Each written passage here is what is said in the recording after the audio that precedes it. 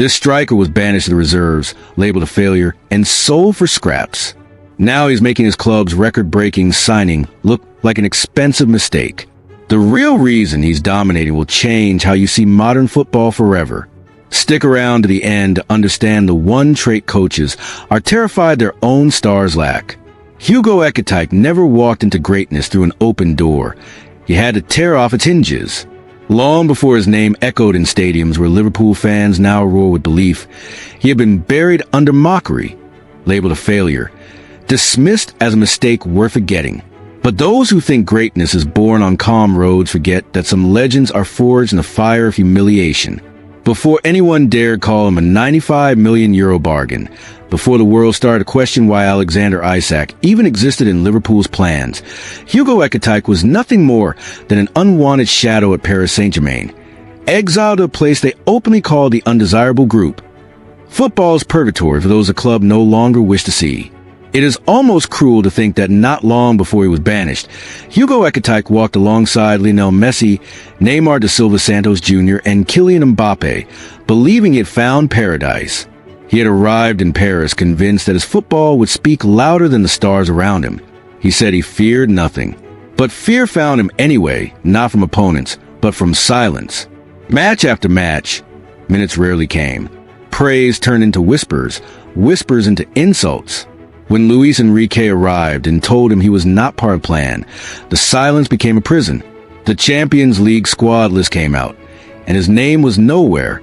Even Ethan Mbappe, a teenager still living in his brother's shadow, made the list. Hugo Ekitike didn't. They didn't even try to hide it. He was no longer a player. They made him a warning. He walked into training with players who were paid to stay away. The bomb squad, they called it the unneeded, the forgotten, the ones only spoken about when contracts needed terminating. That is where Hugo Ekitike spent months. No games, no progress. Just a smell of cut grass and wasted potential. He trained but never played. He watched but was never seen. Every minute he sat on the bench at Parc des Princes felt colder than the last.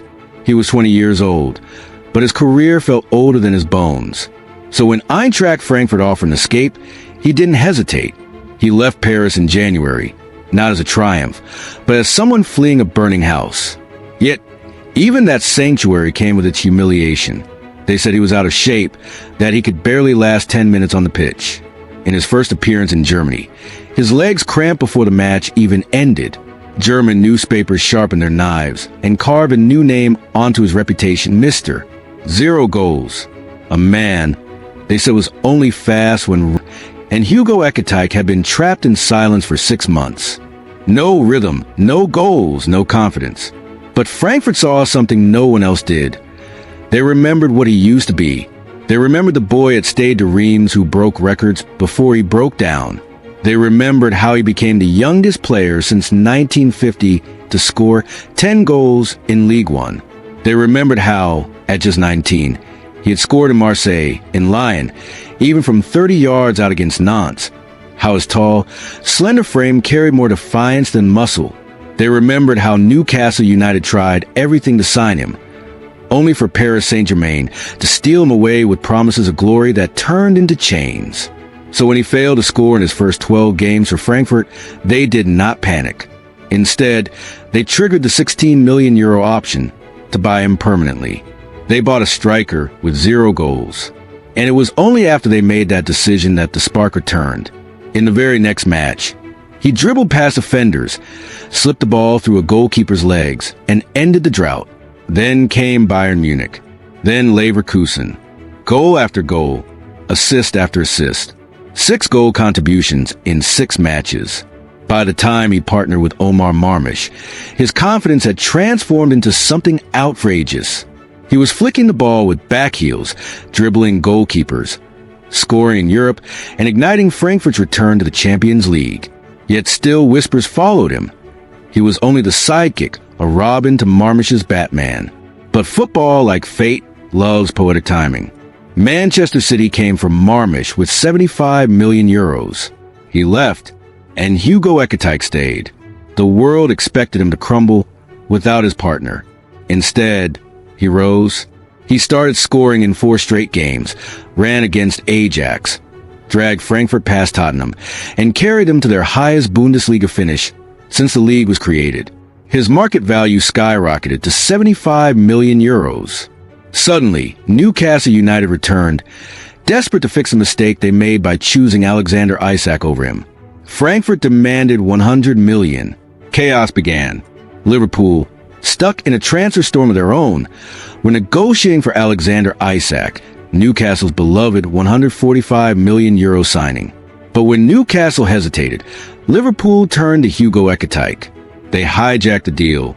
Isak panicked, refused to train, believing he would be left behind.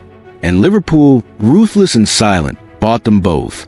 95 million for Hugo Ekitike, 150 million for Alexander Isak. One was meant to be the main weapon, the other just insurance. But fate laughed. Hugo Ekitike, the backup, the former undesirable, the once forgotten Mr. Zero Goals, scored 6 goals and assists in his first 6 matches. Every one of them mattered. Late winners, equalizers, rescues in dying minutes. Anfield fell in love with him.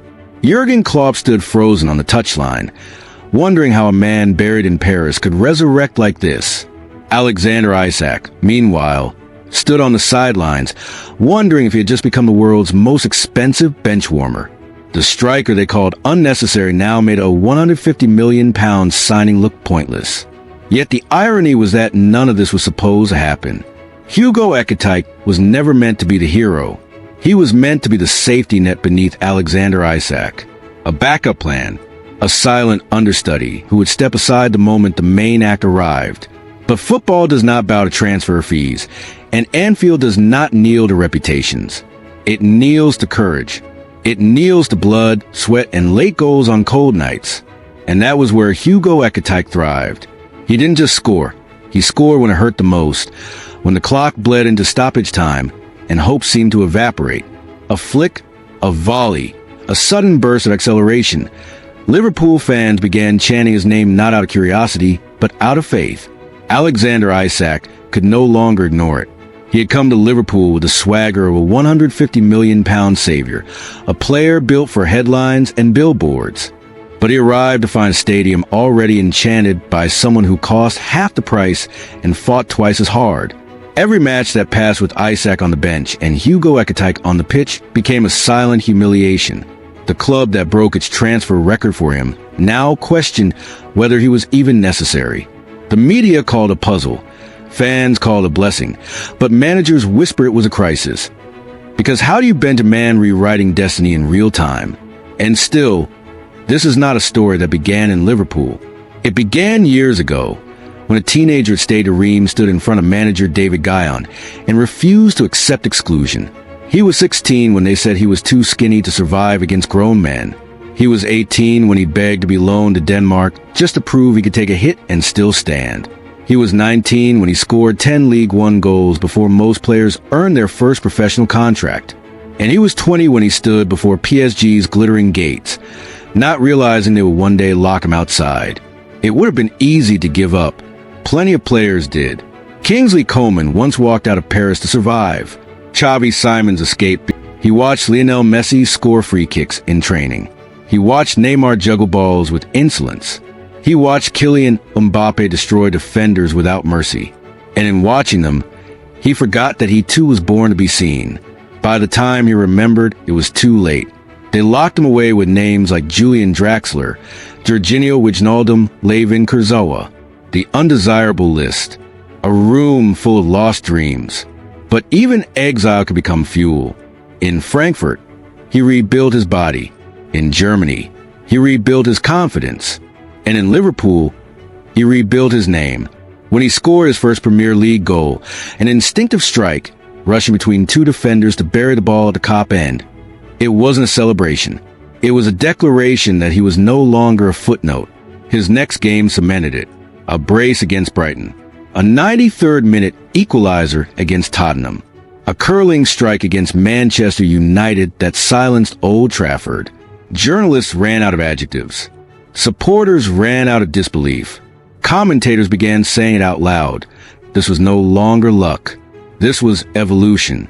And with each goal, Alexander Isak's shadow grew quieter. The man Newcastle United trusted as the future was now being outscored, outworked, and outloved by the man they once rejected. It was poetic punishment. The transfer market became a battlefield of regret. Pundits spoke of how Liverpool broke the balance of modern football, not by buying superstars, but by turning rejection into revenge. Jurgen Klopp was asked whether he would bench the £150 million striker. He didn't answer. He just smiled and said, "Form chooses a team now." Meanwhile, back in Paris, the same fans who once drowned his Instagram with insults now whispered his name as a lesson. They remembered how he said, "I don't play football to be ordinary." They laughed back then. They don't laugh anymore. Luis Enrique, who banished him, now watched the highlights with narrowed eyes, realizing he might have thrown away a striker card from pure resilience. Even Kylian Mbappe, his former teammate, was asked about him during national team duty. He didn't laugh either. He said, "What he's doing is not surprising. He always believed more than anyone believed in him." Then came the moment national pride caught up. France called him. His first national team call-up. The same French Football Federation that ignored him through exile now handed him the blue jersey, placing him among legends. On that day, he walked into Clairefontaine, not as a survivor, but as a symbol of something greater. Something that surpasses price tags and club politics. Something that says talent without opportunity is a tragedy, but talent with perseverance is destiny. But destiny comes with choices. And now Liverpool stands on the edge of one. Mohamed Salah still leads the right flank. Luis Diaz dances on the left. Cody Gakpo fights for minutes. Federico Chiesa waits like a storm on the bench. And in the middle of all of it, two strikers carrying two price tags that should never have coexisted. One cost 150 million euros. The other cost 95. One arrived as a king, the other as a spare part. But every match pushes Liverpool closer to an unavoidable truth. If greatness chooses Hugo Ekitike, who dares bench him? And it leaves Alexander Isak in limbo. Does he fight? Does he leave? Does he accept being second choice? Every training session becomes a test. Every missed chance becomes a question. Every Ekitike goal becomes a warning. Liverpool's training pitches at Kirkby become a silent war zone. Two strikers, two destinies, one spot. And as all of England watches, the question no longer is, who is Hugo Ekitike? The real question is, how long can you deny someone who refuses to be forgotten? Because this is not merely a football story. This is a story about humiliation turned into weaponry, exile turned into ambition, and a young man who was once told he didn't belong now forcing the world to rearrange itself around him. IT is the story of a boy from Reims who stood before Lionel Messi's shadow and said, "One day I'll cast my own." The story of how backup became headline, how rejection became worship, and how the £95 million man is making the £150 million signing look like the most expensive insurance policy in football history. And perhaps one day, when the story is told again, they will not speak of the price tags. They will not speak of contracts or negotiations. They will say there was once a striker named Hugo Ekitike who was thrown aside, who was mocked, who was exiled, and who still became the kind of player you don't sign to sit on the bench. The kind you sign to change everything. Tell us which record signing you think is currently being outshone by a cheaper teammate. Explain what your club should learn from this transfer disaster. Let us know in the comments which underdog player deserves a starting spot right now. Share your breakdown below and follow for more content that reveals football's hidden truths.